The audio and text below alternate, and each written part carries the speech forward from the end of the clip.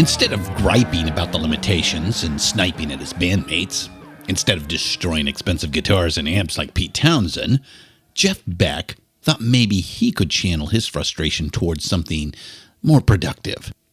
So he started thinking about side projects and different directions.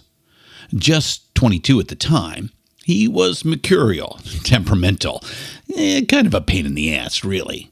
Jeff Beck was also, and still is, a stunningly original guitar player. He's the guitarist, hugely influential. An electric virtuoso who brought a brash, experimental spirit to the Yardbirds. They made their best records and hit the peak of their popularity during those 20-some-odd months when Jeff Beck toured and recorded as a bird. In May of '66, he convinced the Yardbirds management team to book studio time for a side project. He reached out to his childhood friend and fellow Yardbird, Jimmy Page. This session, we're going to argue, lit the fuse that ignited Guitarmageddon in late 60s, early 70s London. Keith Moon and John Entwistle were feeling at loose ends. The Who were successful and the money was rolling in. They were living the rock star life in London and out on the road, but Keith and the Ox were feeling left behind. Pete Townsend got the songwriting royalties. Clever bloke, but he could be a rot jobby bastard in the studio. Roger Daltrey could be a rot prick sometimes too. Roger disapproved of their drug-fueled antics out on the road, and he even got violent with Keith about it. Chuffy smug wankers, the both of them. They don't know how to blow off steam, have a bit of fun. Taking all the money too. Fuck 'em. So Keith and John were open to offers. But when the call came from Jeff Beck, John Entwistle demurred. He didn't want word getting back to Pete. Not just yet. Maybe some residual loyalty to his old school chum kicked in. Keith didn't have that kind of relationship with Pete, and he was not one to think about consequences anyway. So he said, "Right, Jeff, I'll be there. Pagey be there too? Lovely." Keith wanted things kept on the down low, so he donned a disguise. He rolled up late. Of course he did, rocking a big pair of shades and a furry Cossack hat. No Entwistle. So at Jimmy Page's suggestion, John Paul Jones was brought in to play bass. Jones and Page knew each other well from session work in London. Jonesy was versatile, classically trained as a kid. He played guitar, bass, keys, he even dabbled with woodwinds. And a good bandmate, a real pro, easygoing and collaborative. So, spring of 1966 in the Soho recording studio, we've got Jeff Beck, a Yardbird looking to fly the coop. We've got one half of Led Zeppelin and 1/4 of The Who. For good measure, add studio keyboard ace Nicky Hopkins. All doing the Beck's Bolero.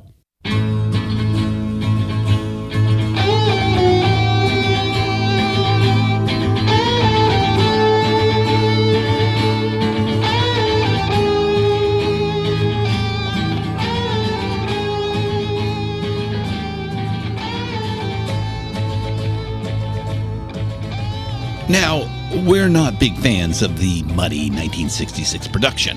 There weren't any good studios in the UK back then.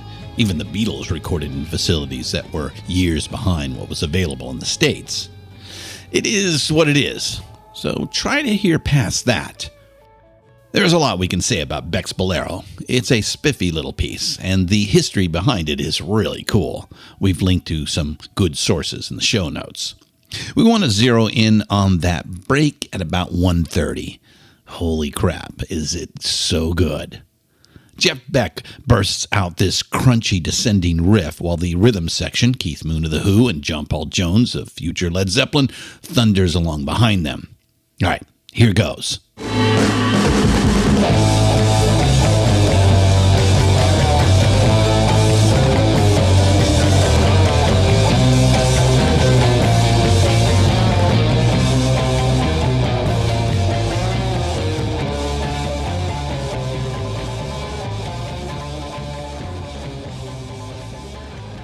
It is metal as fuck. And just to remind you, we're in 1966.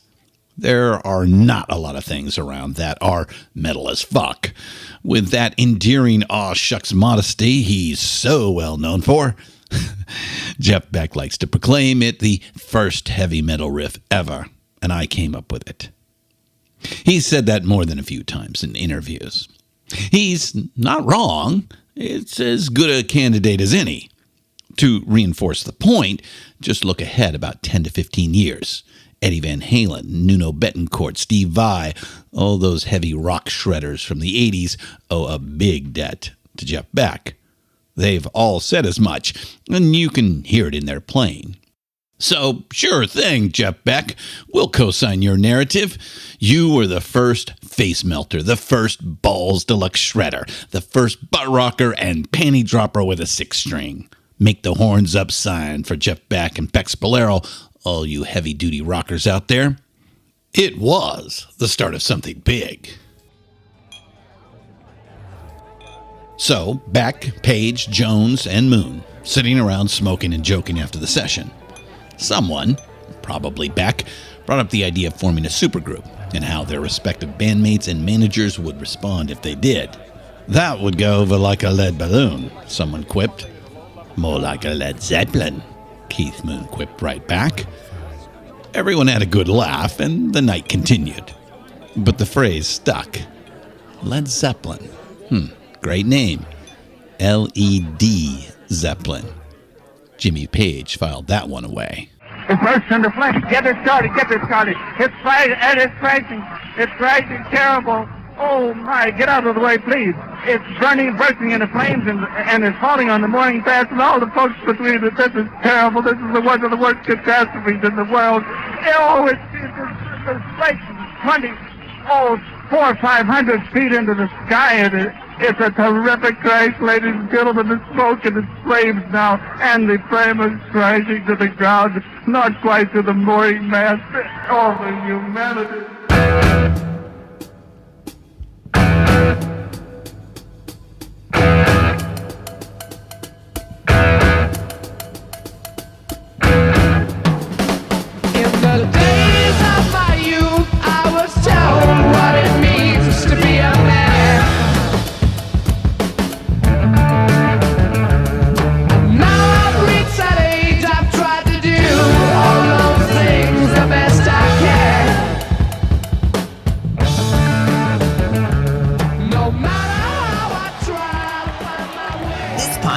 Intended to be education and commentary.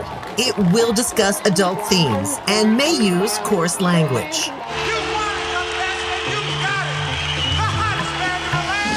Pantheon Podcasts presents Rock and Roll Archaeology with host Christian Swain. Music.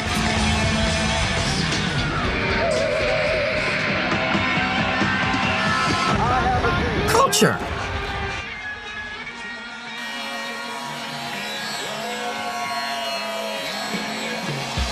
Technology.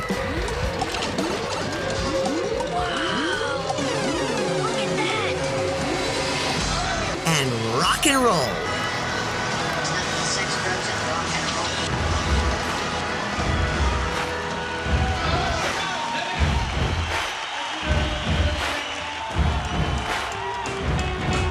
And now, on with the show. Welcome back, diggers. So nice to be back. If you love this podcast, please give us a solid rating wherever you do listen. And if you really, really love this podcast and want to shower us with garlands and mana, go to patreon.com/Pantheon Podcasts.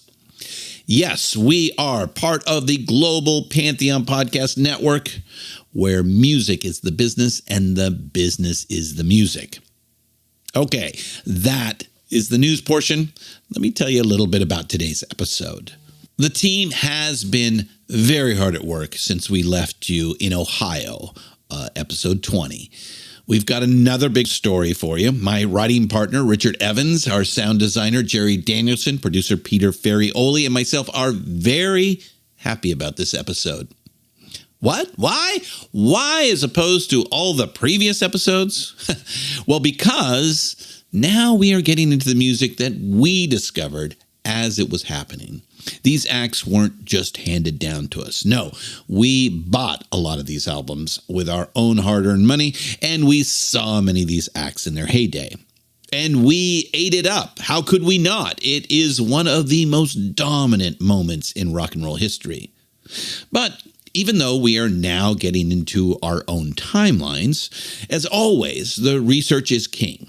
And we are still being surprised on what we don't know, or what is now so much more obvious to discern with time. We are moving hard into the 70s now. The new left is dead, including four in Ohio. The glow of the 1960s is quickly fading, and while the boomer hippies are maturing, adulting, and turning away, there are the early rumblings of change as the decade turns over. Very shortly, another generation will become more and more prominent as our story continues to unfold. Now, while Gen X is still a little young to be pushing any boomers off the cultural cliffs just yet, the music that will dominate their lives is far more entrenched in the 70s and the 60s, and today is our first shot at setting their stage. It's also when rock loses some of its role, to the consternation of some in elite circles, and begins to create fissures amongst the consumers of the product. Regardless of the opinion makers and their concerns, it goes big, very big time to the masses. The genie is completely out of the bottle now, and regardless of the establishment's consternations, like the silent majority, unlike the turning of the clock from the 50s to the 60s, it is never going back in the bottle, no matter how hard they try. In fact, rock music and the culture it spawns now dominates everywhere, from Peoria stateside to even international Timbuktu. It is now the tribe maker and the taste setter for the schoolyards and the concert halls, on radio, television, and most everywhere the kids gather. And the passions can't get much higher, as we will see. It births the closest things to gods and goddesses since Olympus. Today, we are going to spotlight the gods. We will have the hammer of the gods, the doom of the gods, and an act with more names to remember than all of those ancient Olympian heroes combined. Finally, towering over them all is our very own Zeus, who is still throwing a few lightning bolts from the heavens. Today's episode is all about the original six-string gunslingers, the first guys, and yes, almost exclusively guys at this point, that use their instruments as weapons, metallic strings with crackling electricity shooting high wattage solos and riffs. A sound made possible by the Industrial Revolution that began a century before, that musically harnesses the noise of factory buzzsaws, smelters, and turbines, loud as fuck and powerful as the wrath of heaven. But it is also a sexy beast that will grant those who master it with wreaths of garlands and Romanesque triumphs not seen since the age of the Caesars. Born is the true definition of the rock star. So, let's get to it. Here is episode 21, Guitarmageddon. Oh, I don't believe it. Don't touch me. Hey, Ray. Hey, Sugar. Tell them who we are. Well, we're big rock singers. We got golden fingers, and we're loved everywhere we go. That sounds like us. We sing about beauty, and we sing about truth at $10,000 a show. Right. We take all kind of pills to give us all kind of thrills, but the thrill we've never known is the thrill that'll get you when you get your picture on the cover of the Rolling Stone. Rolling Stone. Wanna see my picture on the cover? Stone. Wanna buy 5 copies for my mother? Yeah. Wanna see my smiling face on the cover of the Rolling Stone? That's a very, very good idea. I got a freaky old lady. $10,000 a show. Diggers, that sounds mighty fat, does it not? And keep in mind, this song came out 50 years ago. So that 10 G's is more like 75 G's nowadays. Even split 4 ways. Nice work if you can get it. But 10 G's a night was peanuts for the G.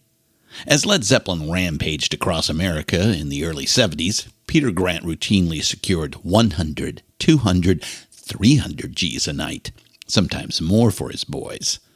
They got an unheard of 90% of the take, and if promoters didn't like it, well, they could just fuck right off. Friends and family called him the G, sometimes Big G, and he was a G all right, an OG. Original gangsta Peter Grant was born in 1935, nearly a decade before the oldest of his young charges, war baby Jimmy Page.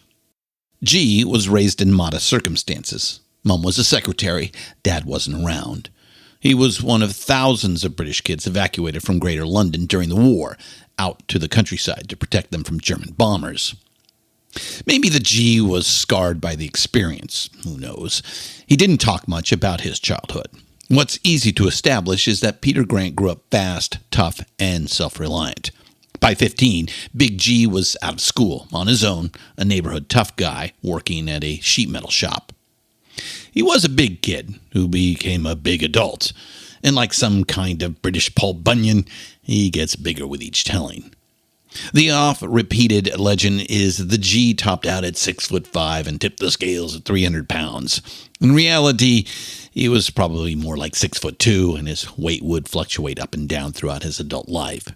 In some interview footage, he looks gaunt, like a big person who's been on too many crash diets. Whatever his actual size, the G was nobody to trifle with. He might have been a middle school dropout, but Peter Grant was quick of wit and sharp of tongue, with a master's degree in scuffleology.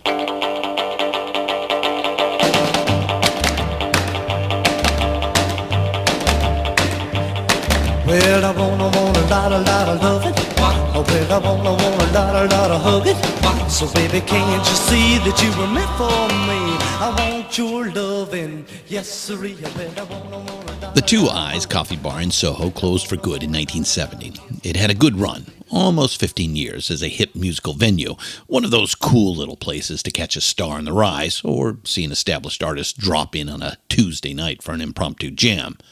Back in Chapter 7, when we introduced the Beatles, we talked a bit about Soho in general and the Two Eyes in particular. Peter Grant worked the door at the Two Eyes in the early 60s. He got to know the musicians on the scene, and he learned something every good bouncer knows. If one is sufficiently intimidating, if one cultivates a certain undertone of menace, then actual violence is rarely necessary. Peter Grant developed and honed his fearsome, I will brook no bullshit aura here.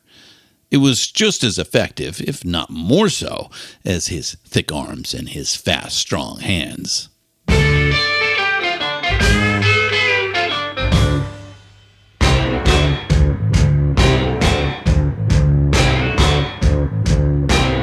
I was born in a barn.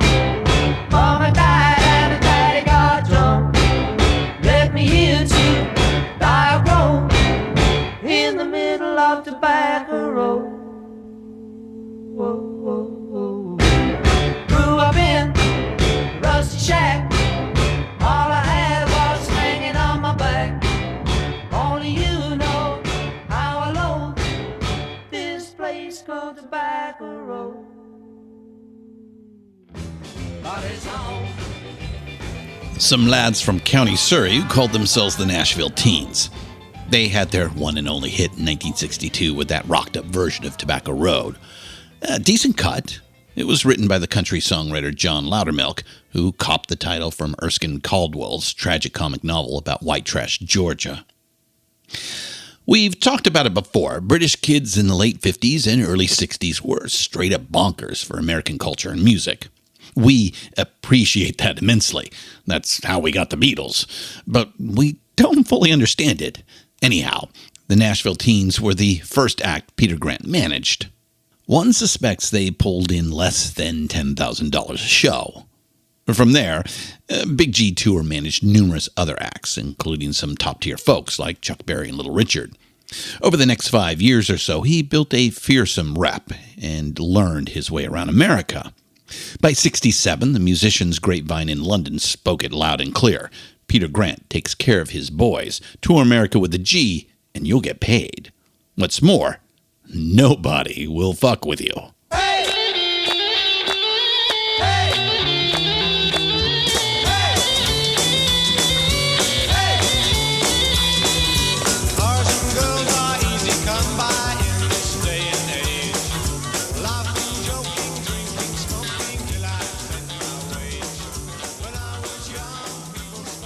$112 English pounds, about $300 American dollars.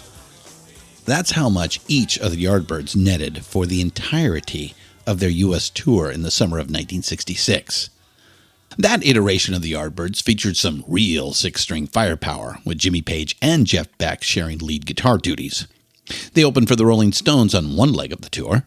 Everywhere they went, the kids went nuts. But the pay was chump change. From sea to shining sea, the Yardbirds got worked. Jeff Beck got seriously ill and left in the middle of the tour. Jimmy Page stuck it out. By his own admission, the touring life was still new to him then, and he still had stars in his eyes. On that disappointing, underpaid Yardbirds tour, his first time in America, Jimmy Page noticed something. Those kids over in America weren't milling around getting smashed and shouting conversations over the din of the band. They weren't caught up in trying to look cool and act cool. They were leaning forward and paying attention. They were a listening audience, Jimmy said years later in a magazine interview. A listening audience. A bigger, better paying audience, too. As long as you had someone smart enough and tough enough to collect. Then, in early '67, Jimmy saw his mates, Eric Clapton and Pete Townsend, take their bands, Cream and The Who, over to the States and clean up. Out in the flyover country, the kids found these Brit rockers exotic and fascinating. Houses were packed and fans were there for the music. Beats the shit out of playing to a couple of dozen jaded, piss-drunk Londoners.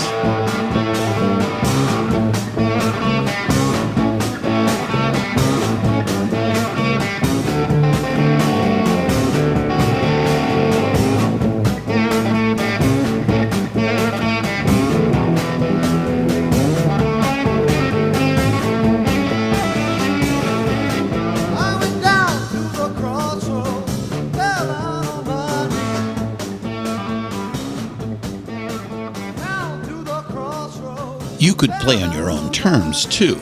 Extend shows, stretch out songs, and it wasn't flabby, hippy-dippy stuff. The kids dug that psychedelic aesthetic, long jams, light shows, and they especially dug it when Cream and The Who reinforced it with some British steel. They were aided and abetted by some key technological advances. Sound systems took a huge leap forward in the late 60s. Now you had onstage monitoring and power amps and speaker systems that were up to the job of an explosive hours-long big-time rock show. At the Fillmore's, East and West, the Shrine in L.A., the Grand Ballroom in Detroit, the Spectrum in Philly, and 100 different college venues, promoters like Bill Graham and Frank Barcelona were creating the modern rock concert. And Zepp, Deep Purple, and Black Sabbath were all right there, in exactly the right place, at exactly the right time. That's what these seminal heavy rock outfits have in common. They made their bones touring in America. They had something else in common, and we'll get to that in a bit. American kids ate it up more and more as the 70s began. They didn't want some bubblegum band lip-syncing 2.5-minute hits. They wanted a hard-hitting rock show, an immersive, long-form experience. Set me free, why don't you, babe? Get out my life, why don't you, babe? You really don't want me, you just keep me hanging on. So, any discussion of the origins of prog and metal and heavy rock has to include Vanilla Fudge. Vanilla Fudge never had a hit single or a big selling album, but they were a big deal just the same, because they were absolutely ferocious in concert. Fudge played fast and physical and loud, pushed along by the powerful, precise rhythm section of Tim Bogert on bass and Carmine Appice on drums. Fudge's thing was taking pop hits like The Supremes' You Keep Me Hanging On and extending them into long live jams. Lots of build and release dynamics, big choruses, epic keyboard and guitar duels. Cream and The Who, Zepp, Purple, Sabbath, that whole freshman class of British hard rockers, they all crossed paths with the Fudge out on the road in America, and they all paid rapt attention. Ritchie Blackmore said early Deep Purple was basically Vanilla Fudge with a screamer for a frontman. Jeff Beck just up and snagged Bogert and a piece to play bass and drums for one of his projects. Jimmy Page liked their dynamics, the loud and the soft, breaking it down and building it back up. Light and shade was how he liked to describe it.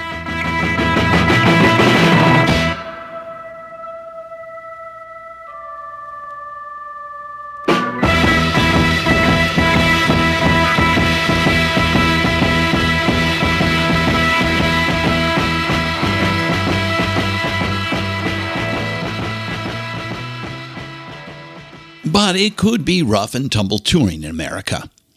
Jimmy learned that the hard way the first time through. To make it pay, you needed someone loyal and tough, willing to scuffle and get after it. Polite, slight to build, and soft-spoken Jimmy Page was a doted-upon only child, an art school kid from the leafy suburbs of Surrey. Bright and driven, a natural leader, but Jimmy was no tough guy. The Yardbirds were his band now. If he was going to take them back to America and make it pay, he needed someone. Enter the G, the imposing Mr. Peter Grant. After Jeff Beck bowed out, or got fired, depends on who you believe, in the ensuing shuffle, G became tour manager for the Yardbirds. They were unlikely friends, Jimmy and the G, but they got on right away. Perhaps each man saw in the other qualities they were lacking in themselves. Early on, Peter Grant established the parameters of their relationships. You take care of the music, I'll take care of everything else. And he did. This Jimmy Page iteration of the Yardbirds, the final version, was a band in commercial decline. There were no hit singles. They made 2 albums and neither one made a splash. But they were a strong live act. And there was America. With Peter Grant running things, the Yardbirds crisscrossed the states all through 67 and into 68. This time, they didn't leave money on the table. Finally, back in London, their bank accounts were brimming, but it wasn't enough. Early summer of 1968, the Yardbirds fell apart for good. But Jimmy Page got his Surrey mansion right around then. Pangbourne, a boathouse converted into a 3-story country manor on the banks of the River Thames. County Surrey, south and west of London, birthplace of Eric Clapton, Jimmy Page, and Jeff Beck.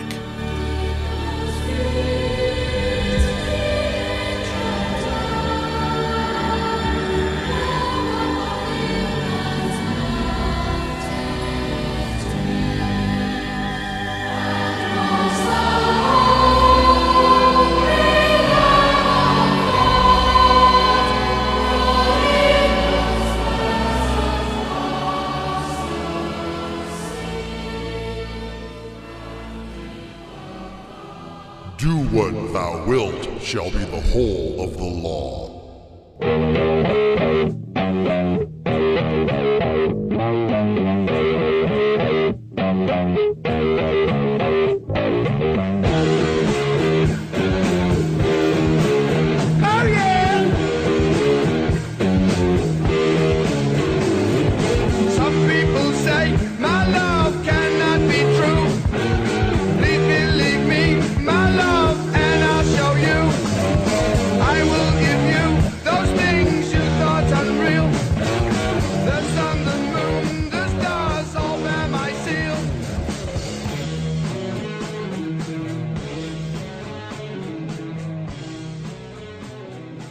Terence was a bookish kid.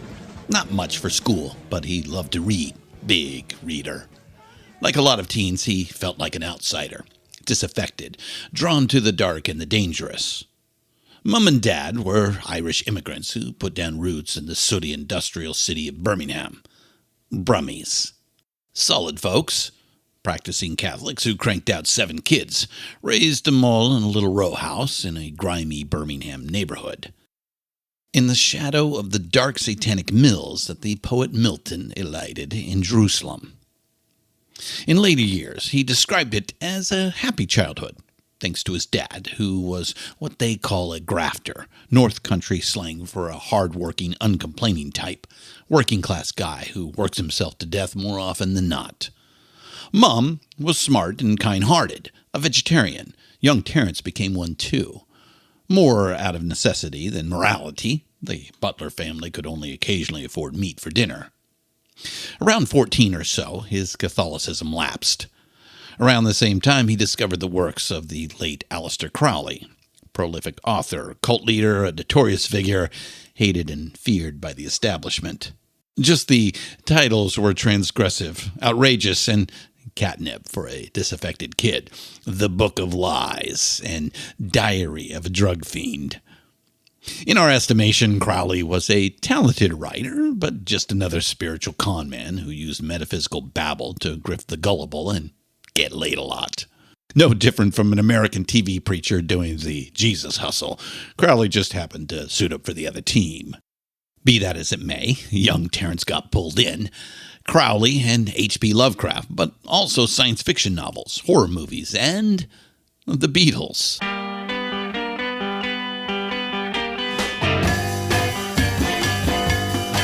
I got something to say that might cause you pain. If I catch you talking to that boy again, I'm gonna let you down and leave you flat. Because I told you before. Like a lot of British kids, he loved American rock and roll growing up. But when he saw the Beatles, he saw himself. He heard himself. Guys with guitars from his part of the world. Terence had a guitar now. Well, of course he did. Cheeky bastard, too. John was his favorite Beatle. Leather-jacketed Scousers, flipping the bird and rolling that North Country patois right off of his tongue with a flourish.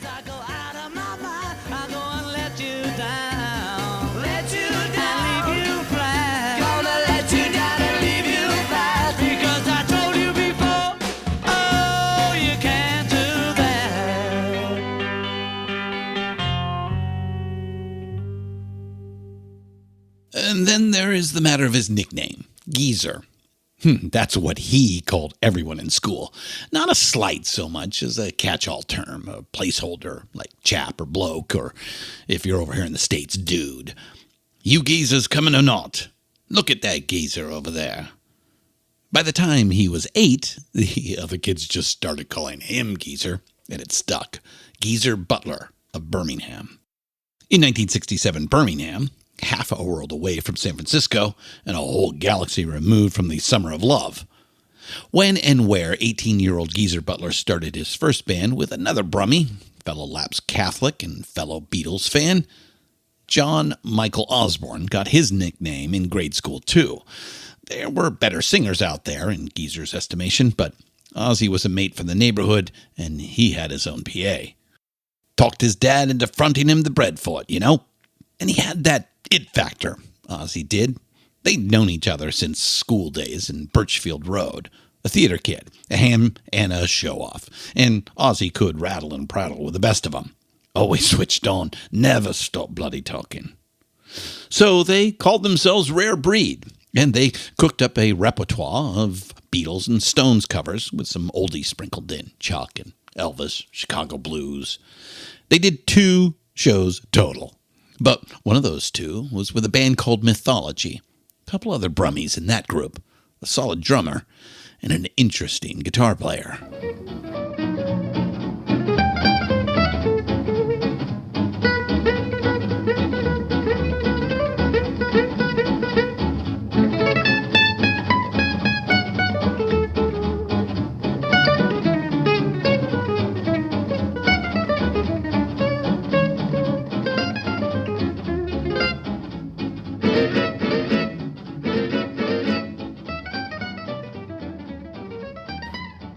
Virtually live with the bloody things when I'm on tour, he says. Always keep a spare set. He's talking about his thimbles. Over the years of touring, he had some interesting conversations with customs officials when they searched his bags and find his fingers. If you've been with us for a while, you know we're kind of lukewarm when it comes to the rock star autobiographies. We read them, and because we're fans, we enjoy them. But for the podcast, we lean on books by academics and journalists. But every now and then, we read one that feels authentic. And we like Tony Iommi's 2011 book, Iron Man. He opens with the finger story. Short version, 16-year-old working in a machine shop, Tony lost the tips of his middle and ring finger on his right hand when a metal press slammed down on them. He reflexively pulled his hand back and avoided a really gruesome injury, but it was plenty bad. Both fingernails were just gone. Once all the blood was cleaned off, bone was showing through. The doctors grafted skin from his upper arm to cover it over, but the tips were gone. There was nowhere to form a callus. Black Sabbath fans know this story well. Where it takes an interesting turn for us is a month or so later. Still recovering at his parents' house, Tony is moping around, feeling sorry for himself. The manager of the factory would stop by now and then. Tony thought it was a nice gesture, but he wasn't keen on seeing the guy who ran the joint, where Tony's musical career came to an abrupt and painful end. One day, Mr. Manager Guy brings over a record by the great Romani guitarist Django Reinhardt. Remember him from Chapter 10? The song clip we shared a moment ago is called Django's Tiger. Listening to music was the last thing Tony felt like doing, but his former boss insisted. Bloody hell, it was brilliant. And what's more, Django had also suffered a nasty injury as a teen that left him with only partial use of his fretting hand. That hadn't stopped him from becoming a legend.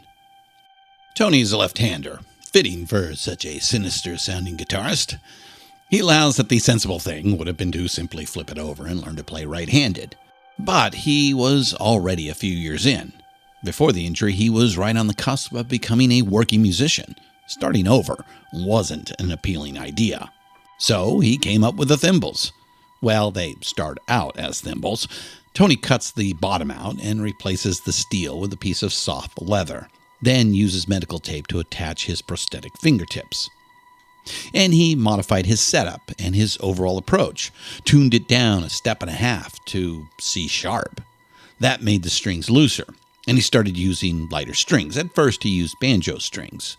He never really used his pinky much before the accident. Now his pinky started getting a workout. He started exaggerating bends and vibrato for a fatter sound. He tweaked his amp settings, boosted the bottom end. Tony is quick to say there's a lot more to it, and there is. But it's entirely fitting, and that's why the story has legs. That doom-struck Black Sabbath crunch was made possible by an industrial accident in one of those dark satanic mills in Birmingham.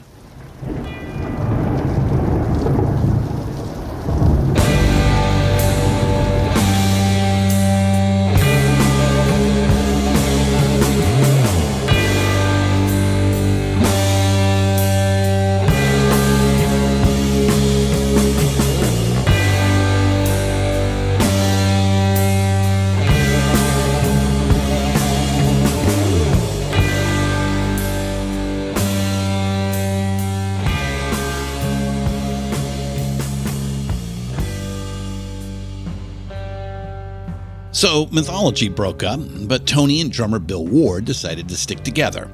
The two spotted an advert in a Birmingham music shop. Aussie Zig requires gig, owns his own PA. Tony looked at Bill. I know an Aussie. He was this loudmouth weirdo a year behind me in school. It can't be him. Can it? Ozzy's mom answered the door. John, it's for you! Tony shot Bill another look. Oh, Christ, it is him. Humble beginnings. After some fits and starts, they settled in as a scruffy foursome playing heavy blues. They called themselves the Earth Band, then simply Earth. They weren't bad. Geezer moved from guitar to bass and got very good very quickly. Bill Ward played the drums hard and heavy, but he could also push the band along with a subtle jazz swing. He'd grown up with it. Ozzy turned out to be a singer after all. One night, they opened for Jethro Tull. Tull's singer and bandleader Ian Anderson asked Tony to audition. With the blessing of his bandmates in Earth, this is too good to pass up, mate. Tony went to London, sat in, and got the gig. But the interpersonal dynamics in Jethro Tull didn't suit him. Ian Anderson had his own dressing room, ate his meals alone, and cracked the whip at rehearsal. Tony was impressed by how hard they worked, but he wanted to be in an all-for-one and one-for-all kind of band. So Tony left Tull and went back to Birmingham, back to Earth. Tony told the boys, "Right, listen up. If we're going to do this, we're going to take it serious. Rehearsal at 9 every morning sharp." Another Midlands band out there also had the name Earth, so that was out. Time for a new name. A movie house across the street showed horror flicks on the regular. On cigarette breaks, they'd see kids lined up at the ticket window. Back in the rehearsal room, they were sounding darker and heavier. Geezer down-tuned his bass and started matching Tony's bends and vibrato. Ozzy would hum a melody, and Geezer would more often than not cop his phrasing when he wrote the lyrics. It was around this time Tony busted out that infamous doom-laden tritone riff that opens the song Black Sabbath. Ozzy came up with the opener. "What is this that stands before me?" And Geezer wrote the rest. There was a horror film out around then called Black Sabbath, and at some point around then it showed at the joint across the street. But per Tony and Geezer, there's no direct connection. Geezer allows that maybe he saw Black Sabbath on the marquee and it seeped into his subconscious. Tony just remembers them trying out names, and it was one groaner after another until Geezer tossed out Black Sabbath. Right, that's the one then.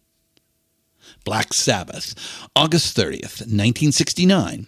They played their first gig under the new name. Generals gathered in their masses,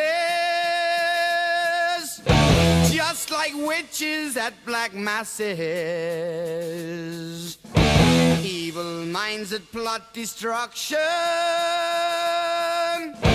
sorcerer of death's construction. In the fields of bodies burning, as the war machine keeps turning. Death and hatred to mankind, poisoning their brainwashed minds. Oh Lord, yeah.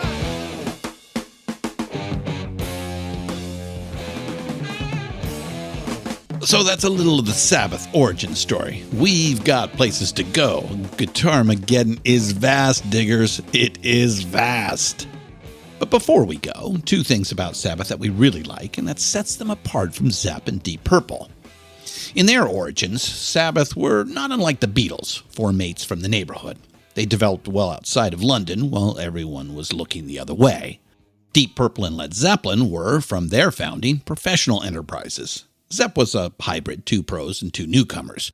Purple was literally founded not by musicians, but by a London management firm. Sabbath sprouted up from the polluted grassroots of industrial Birmingham and took everyone by surprise. Four guys with a crazy dream who worked their asses off and managed to catch a break is an appealing origin story. We've told that one a few times now, and we always enjoy it. By 1969, though, that's not how it works anymore. We said it in the last episode. Rock is big business now. The second point about Sabbath is related to the first. Sabbath has a distinct working-class perspective running through their songs. It's authentic, and we're here for it. We absolutely love it. Their bookish bass player, Geezer Butler, wrote lyrics, and with a point of view.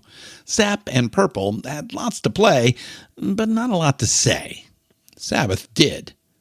Geezer wasn't Bob Dylan or Paul Simon, more of a blunt instrument, but his lyrics to songs like War Pigs or Hand of Doom have a perspective, a story to tell. And the music slams the message home. It's visceral and urgent. It has voltage in it.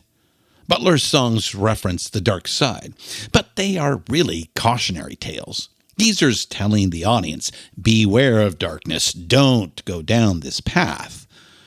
But the record company looked right past that and decided it was good marketing to suggest the guys really were occultists or even Satanists.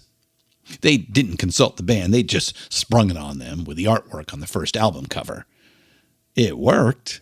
It got people's attention. Chalk one up for the marketing guys. Critics hated Sabbath, pop radio programmers ignored them, but the buzz was there, and the kids lined up to buy albums and concert tickets. Wasn't it all what they were about? But one can imagine the four members of Black Sabbath looking at each other at some point and collectively shrugging. What the hell, man? It's working. Let's just roll with it.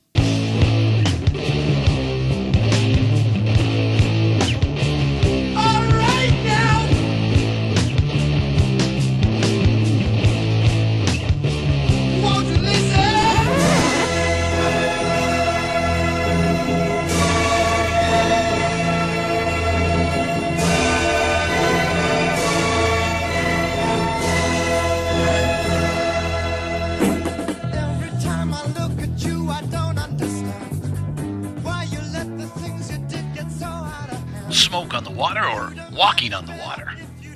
We'd love to take credit for that quip, but alas, we cannot.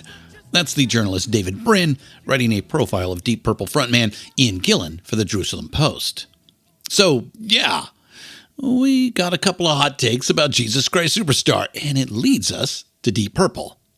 First thing, and we kind of knew this, but our research reminded us of it, Jesus Christ Superstar was first an album of songs by lyricist Tim Rice and composer Andrew Lloyd Webber. It was released in 1970 by Decca Records and produced by Robert Stigwood, the talent manager who put Cream together. Then it was a stage show in London's West End and on Broadway, and then it was a movie. Not the usual expected order of things, kind of interesting in and of itself.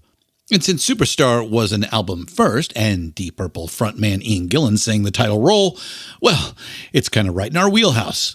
We can't just walk by it. Superstar has endured. It's a massive entertainment franchise spanning half a century. It launched the showbiz careers of Tim Rice and Andrew Lloyd Webber.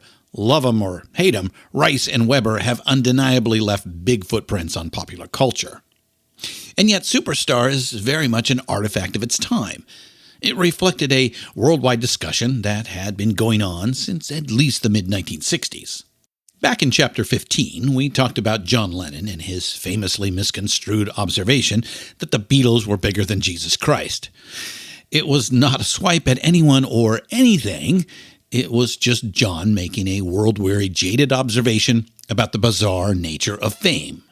John was also implying messiahs are people too. Behind the acclaim and underneath the hosannas, I'm just a guy with flaws. Maybe Jesus was like that as well. These notions about fame, about who we sanctify and for whom we build pedestals and what happens to them when we do, started pinballing and percolating through popular culture. Pete Townsend took his shot at it with Tommy, released by The Who in late 1968. Jump ahead a couple of years to David Bowie's The Rise and Fall of Ziggy Stardust and the Spiders from Mars. Rock star as Messiah. A leper Messiah in Bowie's formulation, Townsend's character was a reluctant, overwhelmed Messiah. In between them, the Jesus Christ Superstar album, and it reverses the formulation. Messiah as rock star. The album was a massive seller, by the way. The #1 album in America in 1971, according to Billboard. Ahead of Tapestry, Led Zeppelin 4, Who's Next, LA Woman, Sticky Fingers, What's Going On? Ahead of them all.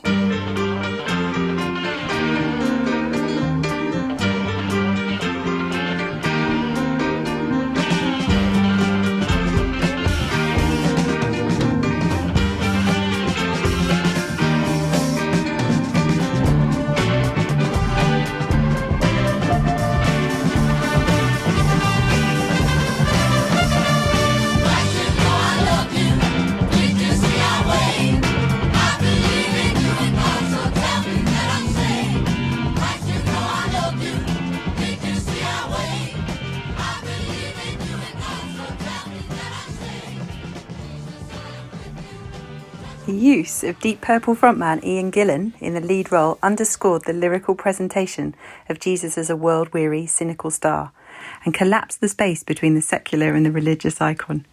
Gillan's status as the perfect tight jean swaggering rock star gave the album authentic rock credentials. Let me try to cool down, face me, let me try to cool down, face me, let me try to cool down, face me, let me try to cool down, face me, let me try to cool down, face me, let me try to cool down, face me, let me try to cool down, face me, let me try to cool down, face me. Mary, oh, that is good while you prattle through your supper. Where and when and who and how. Lord has tried to get There it is, some great singing from Ian Gillan. He recorded all his parts in a single 3-hour session. Then he sang a gig with Deep Purple that night. The quote is from a fine 2011 piece in the London Guardian, written by Sophia de Boyck.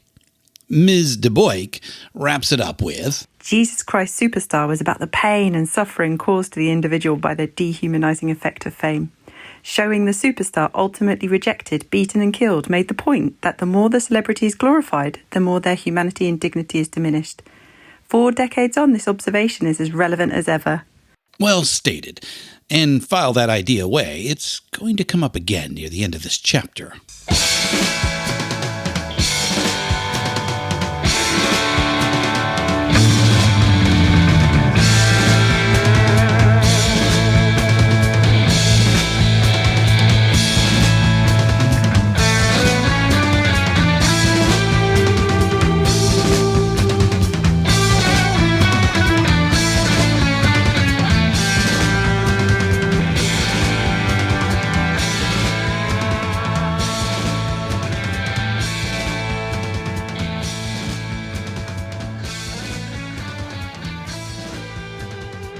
So, Deep Purple had a lot of personnel changes.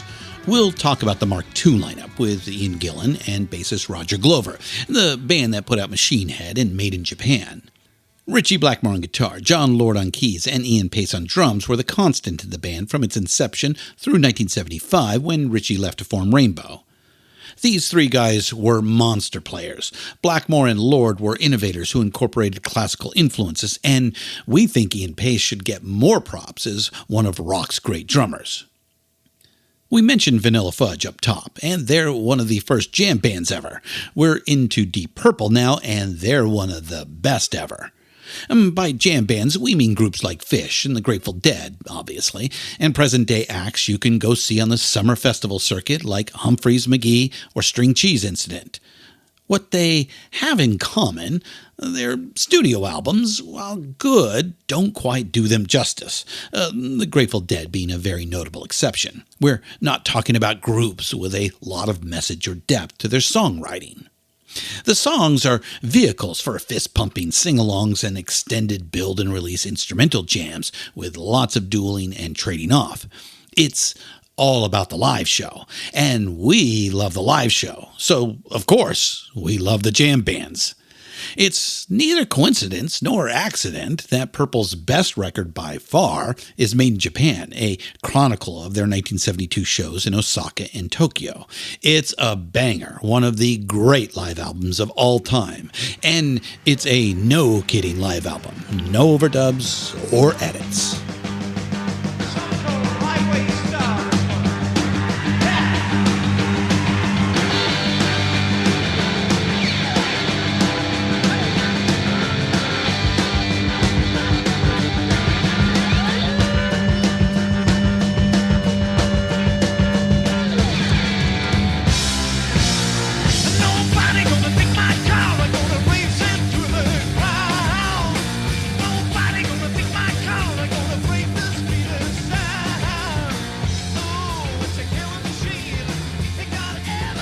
Now that is a concert opener.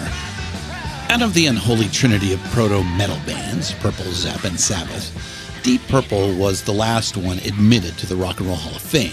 They were finally inducted in 2016. But they were the first out the gate. In '68, the Mark I lineup had a big radio hit in America with their cover of Joe South's Hush. Great tune, and they followed it up with a punchy remake of Neil Diamond's Kentucky Woman. Couple of great singles, but they also exposed Purple's big weakness, they didn't have a strong songwriter in the group.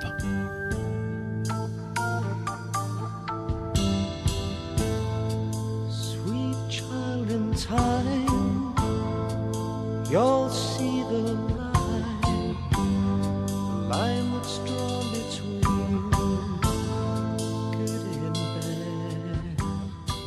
They made 2 albums with the first lineup, and they were all over the place. Cover songs, proggy psychedelic excursions. Then the Mark II lineup, for their first album, went on a really baffling side trip where they played John Lord compositions with a symphony orchestra. Their U.S. record company was a small, badly run indie label, Tetragrammaton. Jesus Christ, what a horrible name and a mouthful. Anyway, Tetra was founded by none other than Bill Cosby, the once and future comedy icon who turned out to be a rapey scumbag. Tetra went bankrupt in 1970, and the biggest of the bigs, Warner Brothers, got the purple contract in the ensuing fire sale.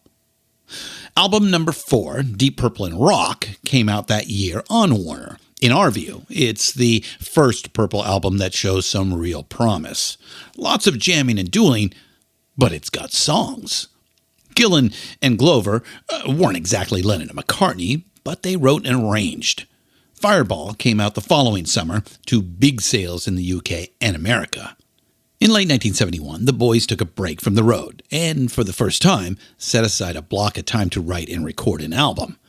They carved a whole month out of their touring schedule, the longest break they'd had in years. They wanted to capture the live sound of an album. In Rock and Fireball were decent efforts, but they just didn't hit like the live performances did. Drummer Ian Pace, in particular, wanted to get out of the soundproofed, sterile confines of a conventional recording studio. On the advice of their accountants, they decided to work outside the UK and save a bundle on taxes. They rented the Rolling Stones' mobile recording truck and block booked the Montreux Casino Ballroom, which was about to shut down for the winter. Frank Zappa and the Mothers would play a matinee concert on December 4th, the final show of that season. After that, Deep Purple would have the run of the place. The rest, as they say, is history.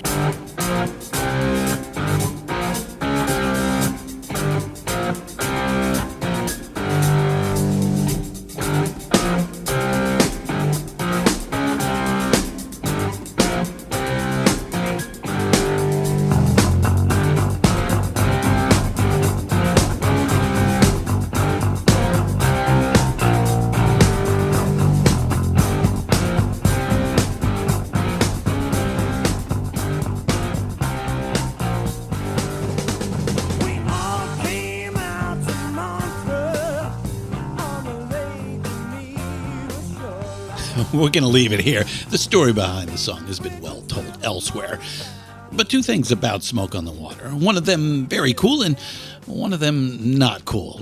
Don't do it. First, the cool part.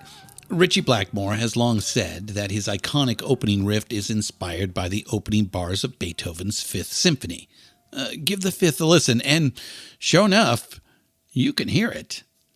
The second part, and you know this, don't play it at their music store. Just don't. Those folks work hard. Give them a break. Oh, we got to keep moving. But there's more Purple to come, diggers. The Purple family branches out to include Rainbow, Ronnie James Dio, Iron Maiden, and Whitesnake. These bands all have direct personal ties to Purple. Tons of other heavy rock bands, notably Metallica, also claim Purple as a big inspiration and influence. Metallica drummer Lars Ulrich gave the induction speech when Purple finally made it into the Rock Hall in 2016.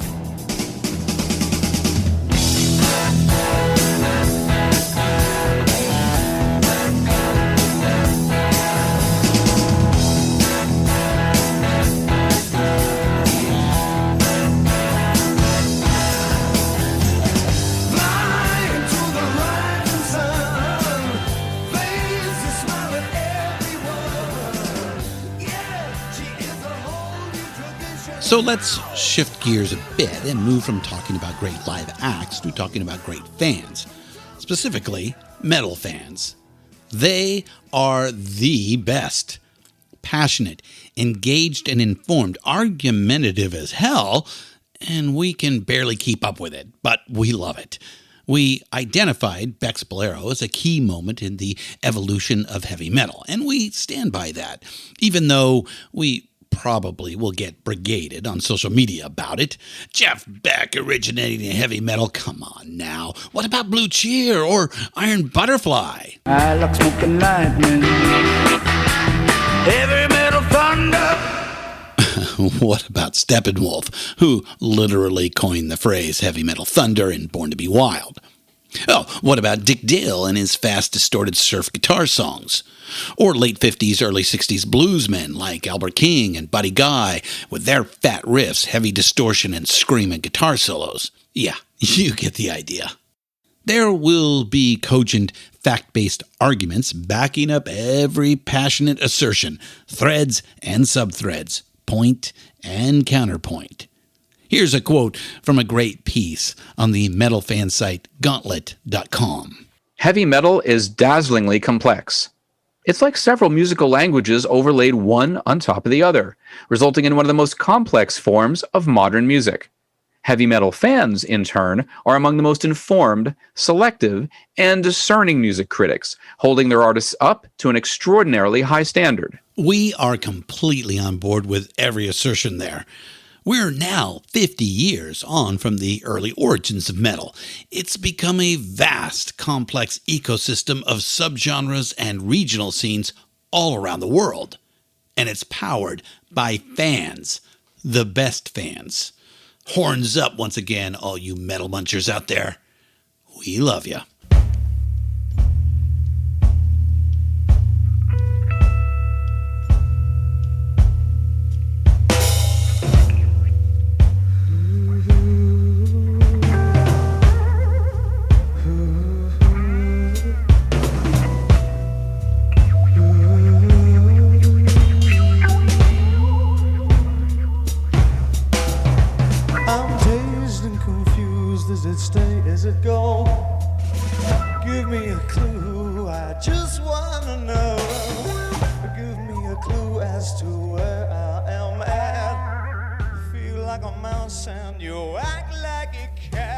Old friend John Paul Jones got the push from his wife Maureen. Mo heard Jimmy was forming a band and told her husband to pick up the phone. There were gigs lined up. The Yardbirds were contractually obligated to tour Europe that fall, so it was up to Jimmy to put something together and take it out on the road. The new Yardbirds. The search began for a singer. Terry Reid, a blues shouter on the club scene, was Jimmy Page's first pick for a frontman, but Reid passed on the offer. He did mention the name of a Midlands youngster, Robert Plant. Go check him out. He's special. So, with the big G behind the wheel, Jimmy took a ride north to hear the kids sing. G thought the tall, mop-headed 21-year-old was a roadie when they first walked in. When the band started their set, Peter thought they were pretty good, but Jimmy didn't think much of it. But that singer, man. A few songs in, Page knew he'd found his guy. Tall and handsome, an engaging natural presence on the stage, and Robert Plant could go from Elvis croon all the way up to arena rock wail and back again in the space of a single verse. Page caught up with Plant after the show and invited him down to Pangbourne for an interview/audition.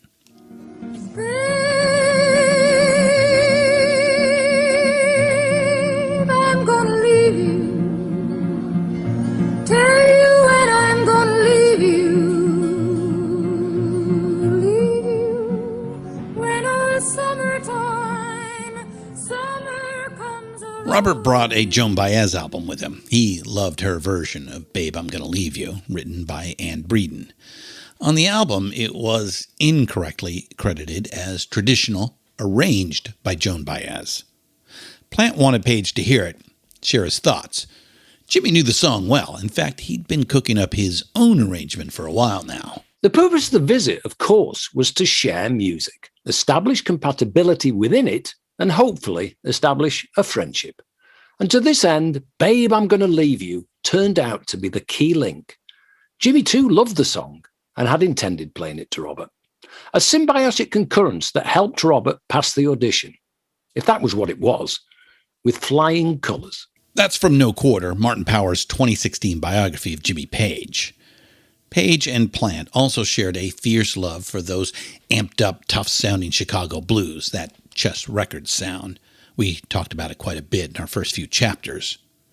Perhaps he was looking to ingratiate himself to his new friend, or looking for an ally in this new about-to-be group, or a little of both. Plant recommended John Bonham, a former bandmate. Bonzo had made a bit of a name for himself up in the Midlands, best drummer on the circuit. Now, Jimmy Page was a veteran session player. As such, he knew plenty of excellent drummers. He had some folks in mind, but Plant pushed him. Before you make any calls, just go see this Bonham guy.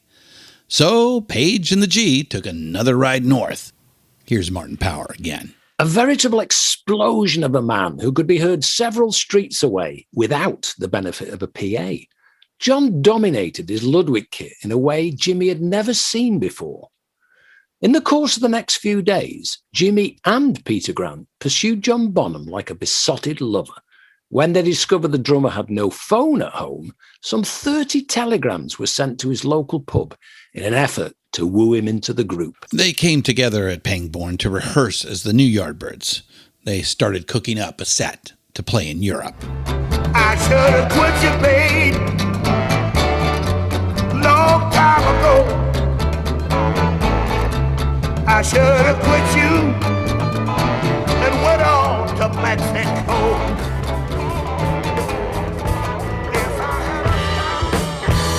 I should have quit you long time ago.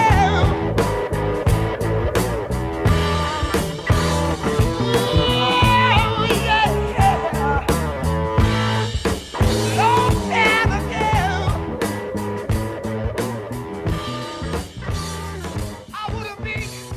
When we started Rock and Roll Archaeology, we told ourselves, and we told you, we will adjust our views as new evidence is presented. And we've tried. We really have. So, let's pick a problematic as fuck topic and discuss it. Cultural appropriation is on the agenda today.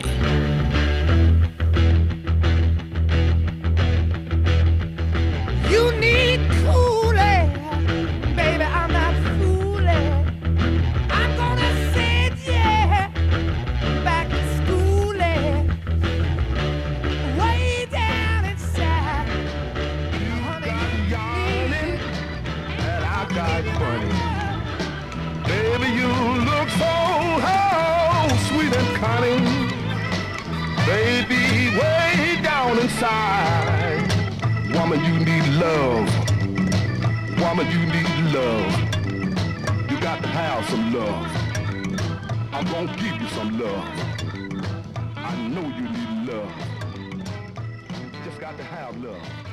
Cultural appropriation, the unacknowledged or inappropriate adoption of the customs, practices, and ideas of one people or society by members of another, typically more dominant people or society. That's the Oxford Dictionary definition of cultural appropriation. It's also a pretty good definition of rock and roll. From the beginning, rock and roll was unjustly and outrageously appropriated by the dominant white culture from an oppressed black minority. Now, chill. Take it easy. We're not saying you don't get to enjoy rock music because it has been appropriated. We're not telling you what to like or what to dislike. We're not looking to cancel or censor anybody, anywhere, at any time. So, just knock that shit off. That's not the point or the purpose here. We just think it's obviously true, and it makes no sense to pretend otherwise. And by the way, it's not just rock music we're talking about here. For much of the last century, much of what America sold to the world is uniquely American in character. Music, dance, fashion, humor, spirituality, grassroots politics, slang, literature, and sports was uniquely African American in origin, conception, and inspiration. That's Greg Tate, a son of Harlem and a terrific writer and cultural critic. It's from the title essay of a book called Everything But the Burden. Now, if you're feeling kind of defensive right now, don't react. Just listen instead. And just sit with that feeling a minute and try to understand. You don't have to stop liking what you like. You don't have to give away your record collection or anything like that. Just try to understand and recognize.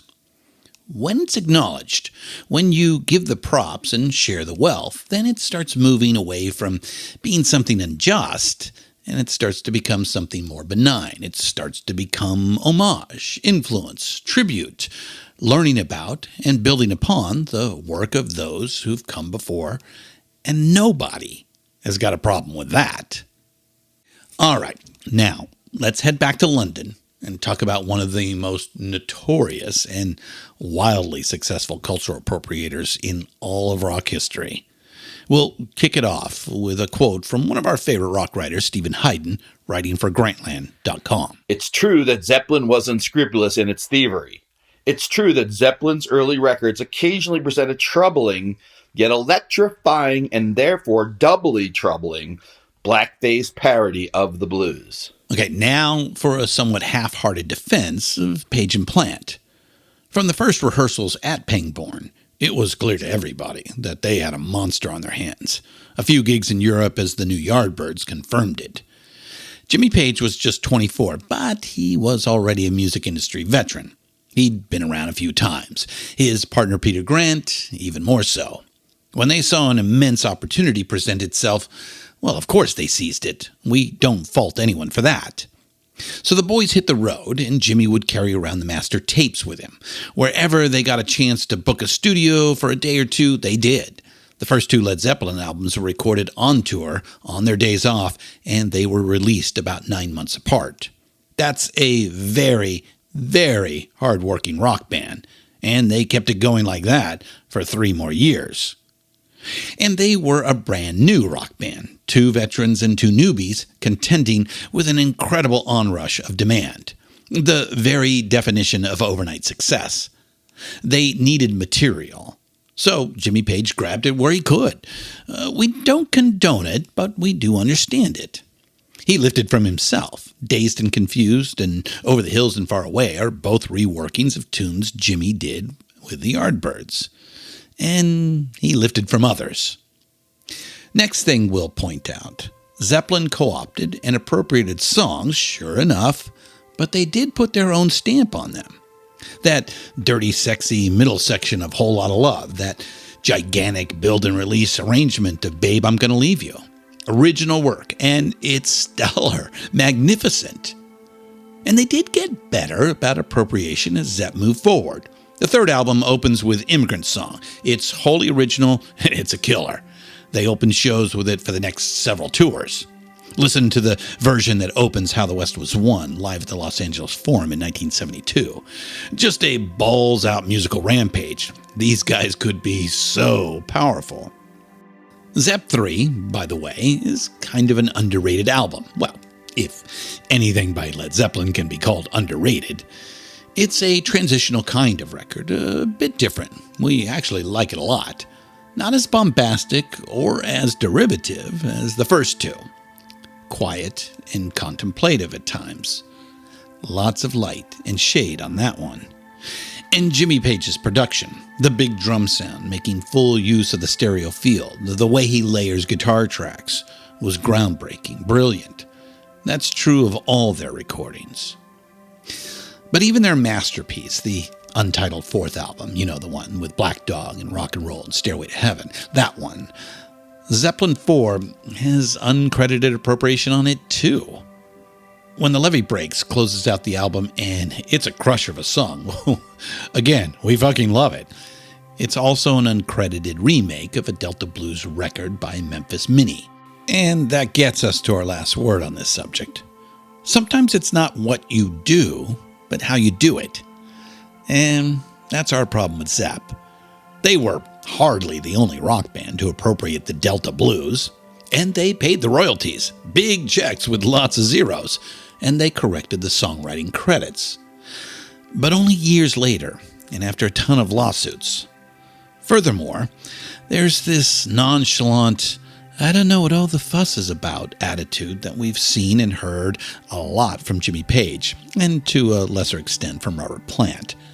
Maybe their lawyers advised them to do that, to dummy up about it and act surprised.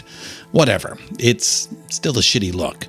Now, we're just fans. We don't know these guys. They don't owe us anything. Just the same, we can't help but think it. Zepp's lack of contrition, their dishonesty about appropriating a big chunk of their catalog is, kind of a dick move. It dims their shine, chips away at our appreciation of how great these guys really were.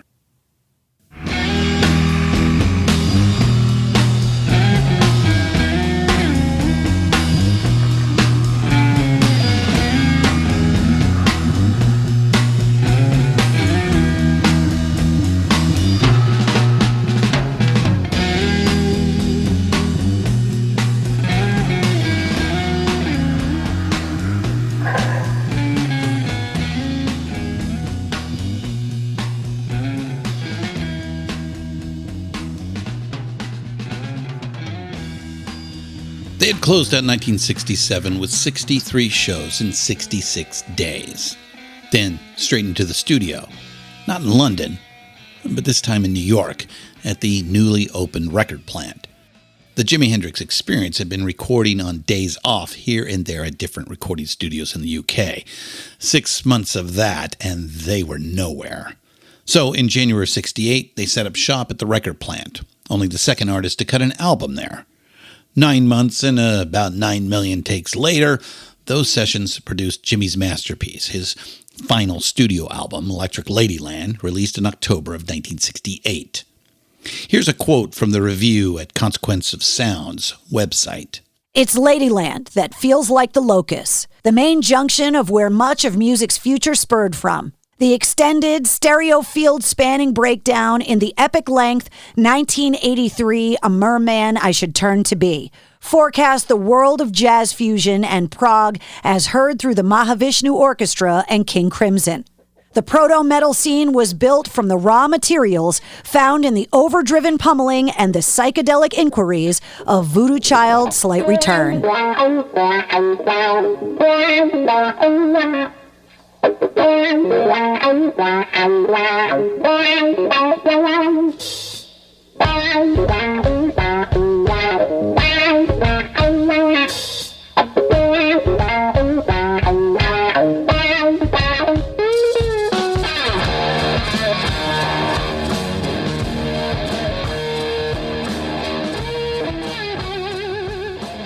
Right back out on the road. It was grinding Jimmy down. He was stuck out there because he was stuck in bad contracts going back almost a decade now. We could devote an entire chapter to Jimmy's legal troubles. Long story short, he didn't get much in the way of royalties or publishing. That stuff was all tied up in court. The road was the only way he could make real money. And make money he did. As 69 turned to 1970, the Jimi Hendrix Experience was on top, the highest grossing concert attraction on planet Earth. It wasn't enough. Jimmy lived a high life, partied like a rock star, but his net worth was negative. Jimmy's manager, Michael Jeffrey, was skimming millions. Mooches and leeches and hangers-on by the dozen everywhere Jimmy went.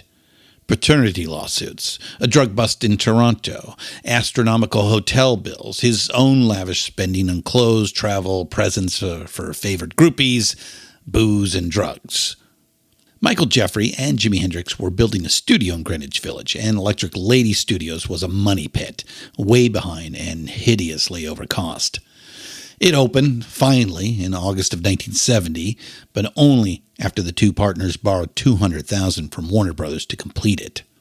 It's still there, by the way, the oldest continuously operating studio in New York City. Jimmy ended up recording exactly one track at Electric Lady. After a grand opening party where all the rock royalty showed up, Jimmy hopped a red-eye flight to the UK to headline at the Isle of Wight Festival on August 31st, 1970. From there, he had a tight schedule of European shows to play.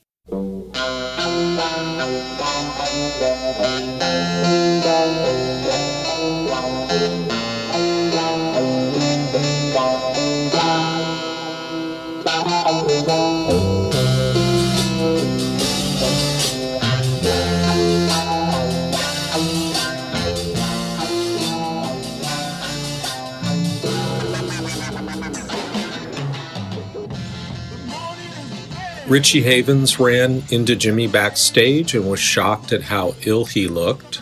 Havens had known Jimmy since his early days in New York, yet had never seen the mania that Jimmy exhibited that night. "I'm having a real bad time with my lawyers and my managers," Jimmy complained to Richie. "They're killing me. Everything is turned against me, and I can't eat or sleep." It's called the Blue Wild Angel. Say Billy Cox on bass, Mitch Mitchell on drums, and whoever's going to be playing guitar, you know. The man with the guitar, Jimi Hendrix.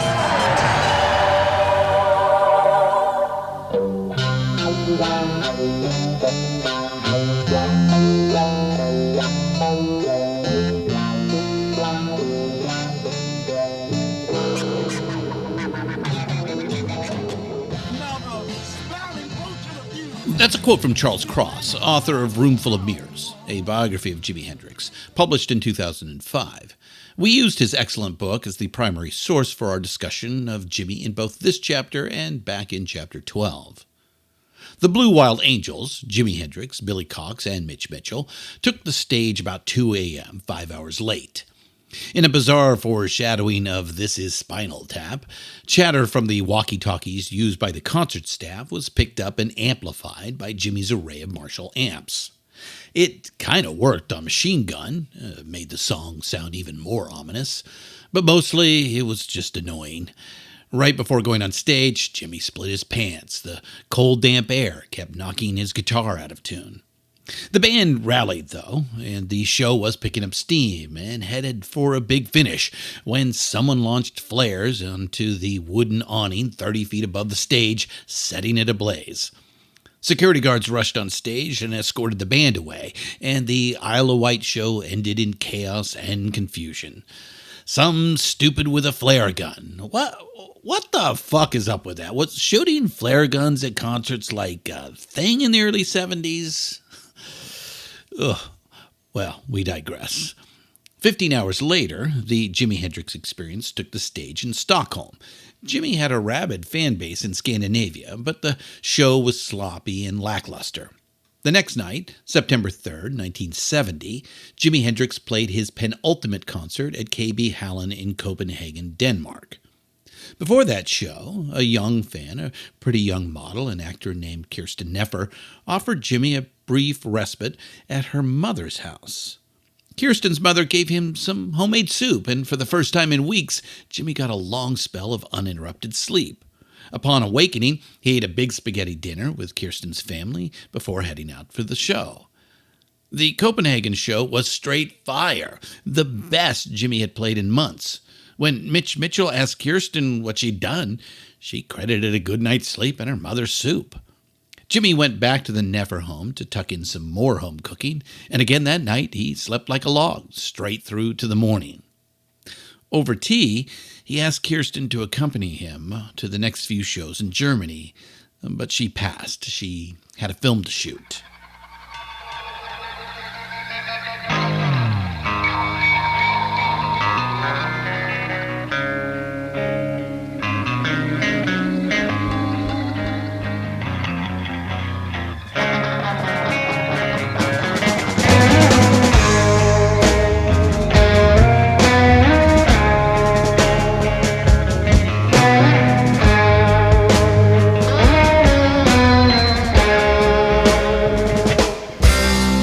Hooray, I awake from yesterday, alive, but the war is here to stay.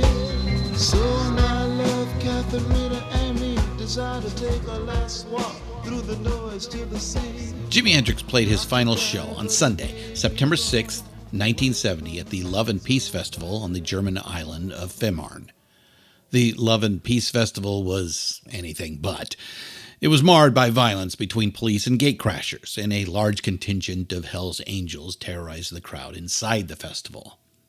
The Sunday night show was postponed by rain. The following afternoon, Jimi Hendrix, Billy Cox, and Mitch Mitchell took the stage before a restless, unhappy audience. There were chants of "Go home" and even some boos. "I don't give a fuck if you boo in key," Jimmy taunted the crowd at one point. They rushed through a 13-song set and immediately hopped a helicopter out. The grind proved to be too much for Jimmy's new bass player and old Army compadre, Billy Cox. A physician urged Billy to head back to the States to recover, and Billy did just that. The rest of the European tour was canceled. Back in London, without his steadfast friend and longtime collaborator, Jimmy was adrift. He was dodging his manager, Michael Jeffrey. He was dodging lawyers and process servers. He took a room at the Cumberland on September 8th and holed up there for a week. A woman named Monica Danneman tracked him down, and they headed to her room at the Samarkand Hotel in Notting Hill.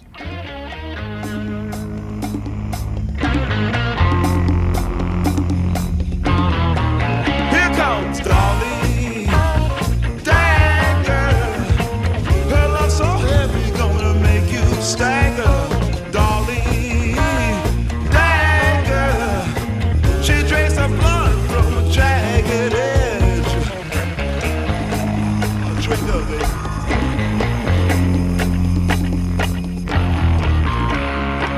Been riding broomsticks since she was 15. Blow out all the other witches on the scene. She got a bullwhip just as long as your life. Jimmy was not an addict, but he was reckless about mixing drugs and alcohol. In the early morning hours of September 18, 1970, he took a handful of Monica's sleeping pills, Vesparax, a potent barbiturate cocktail. The 9 pills, the booze he'd been drinking since early the previous morning, and the exhaustion he'd been feeling for months, all conspired to end his life. When his body reacted to this abuse and he vomited in his sleep, he was too far under, too deeply sedated to wake up coughing and gagging. Instead, he stayed under and he asphyxiated. He was already long dead when the ambulance arrived. This was all established by Scotland Yard much later on in 1994 when they reopened the investigation and reviewed all the forensic evidence. Nobody knows what I'm talking about. I got my own life to live. I know when it's going to have to die, when it's time for me to die. So let me live my life the way I want to. Yeah. Sing on, brother. Play on,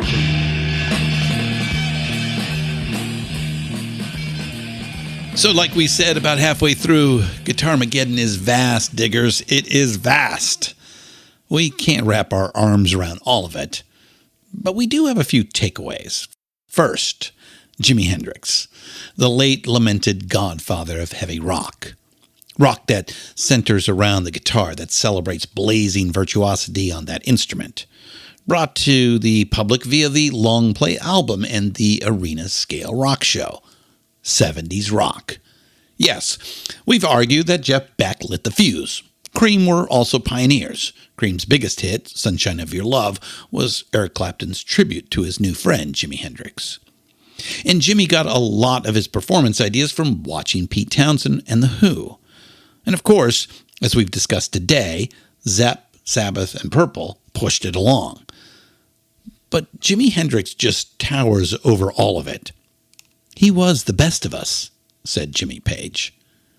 Drop the needle on Electric Ladyland and you hear a whole new rock that quickly morphed and evolved into heavy metal, glam rock, funk, fusion, progressive rock, and a bazillion other offshoots and crossbreeds.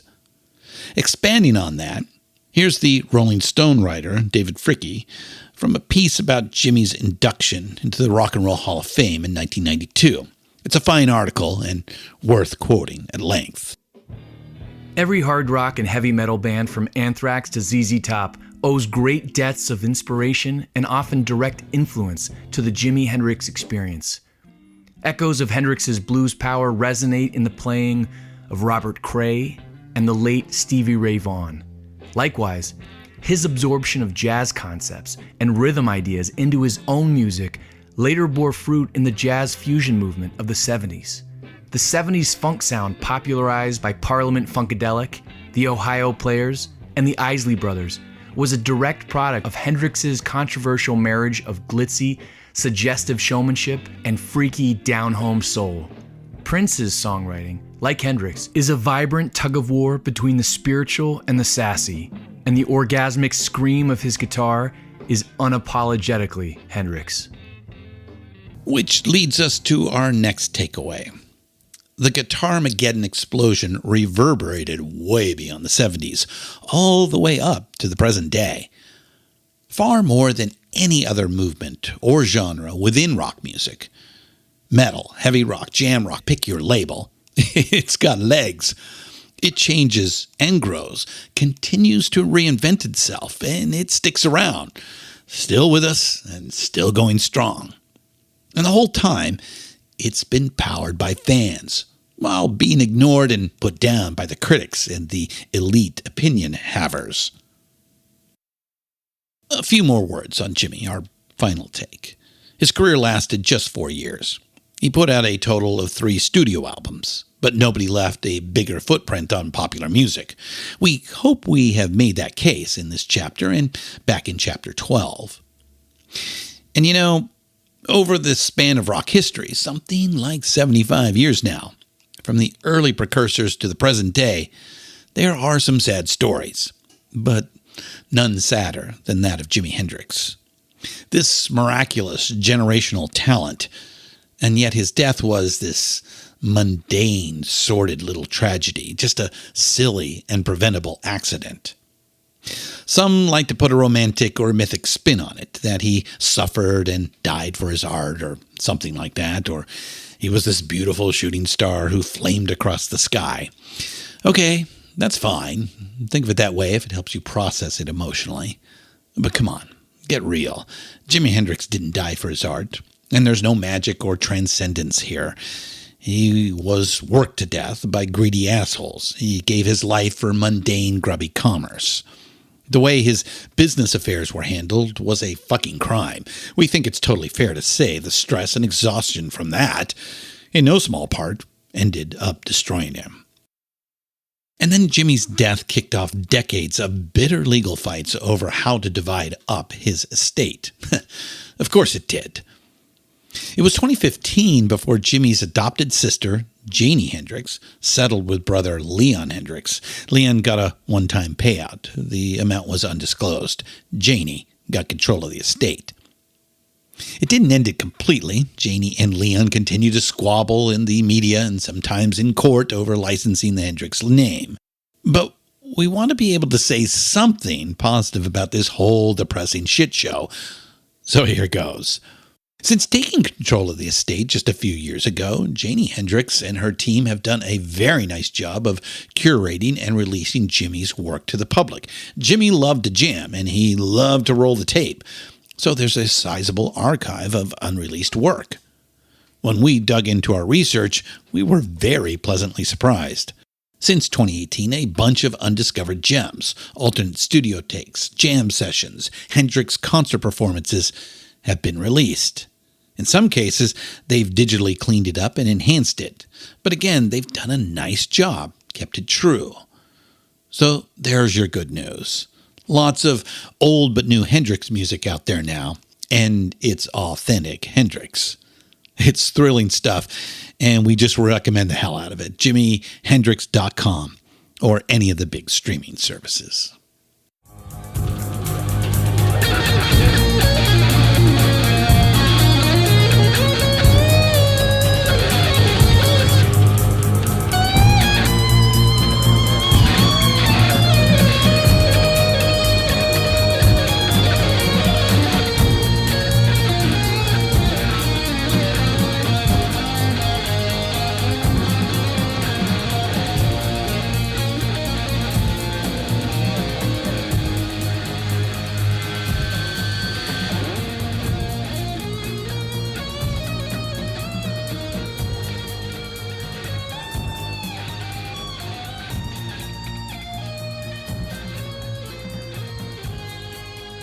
So let's wrap it up, to the extent that we can. Like we said, vast, diggers, vast. Anyhow, back in Chapter 11, we talked about the first big schism in rock culture, the mods versus the rockers in the mid-60s. In that chapter, we followed the mods. In this one, we picked up the trail of the rockers. Mod was a big deal, influential, important. The critics and tastemakers are always gushing about the mods. We are no exception. But when it comes to moving vinyl and selling tickets, to winning hearts and minds and winning market share, well, Advantage rockers, it's not even close. But at the time, they got no respect. The rock press, especially Rolling Stone magazine, trashed Led Zeppelin. They were even more contemptuous of Black Sabbath. In the early 70s, Deep Purple sold over 20 million albums, toured the world constantly, headlined at major festivals. They were huge, huge. But they too got relentlessly bad coverage from the mainstream rock press. We quoted Stephen Hayden earlier from an essay called The Winner's History of Rock and Roll. It opens with a quote from one of those Rolling Stone opinion-having guys, John Landau. Zeppelin's enormous commercial success, in spite of critical opposition, revealed the deep division in what was once thought to be a homogeneous audience. The division has now evolved into a clearly defined mass taste and a clearly defined elitist taste. We don't completely agree with Landau. It's not that clearly defined, but we take his main point. There is this gulf between mass taste and elite taste in rock, and it starts to really show up in the early 70s. Going forward, we will find ourselves on different sides of that gulf at different times. In a lot of cases, we will side with the elite opinion. Other times, not so much. For example, progressive rock. Critics mostly hated it, but we frickin' love it, and we can't wait to talk about it. Or, what about this cut off an album that got trashed by the critics when it came out?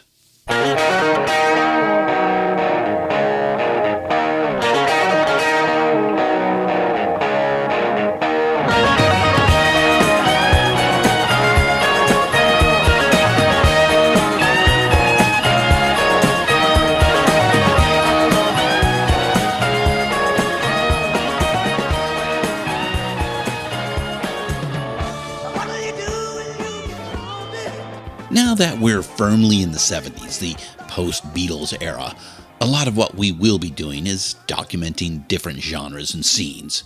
There's no big unifying cultural phenomenon at the top anymore. So there is a lot of churn, a lot of creative destruction in the early 70s. Things are rising and falling, splintering off, reinventing. It's going to bounce around quite a bit. It'll be fun. All right, next stop, we're back to Los Angeles. I'm Christian Swain, and this has been Rock and Roll Archaeology on the Pantheon Podcast Network. Thank you as always, and keep up the rockin'. Rock and Roll Archaeology is written by Richard Evans and Christian Swain.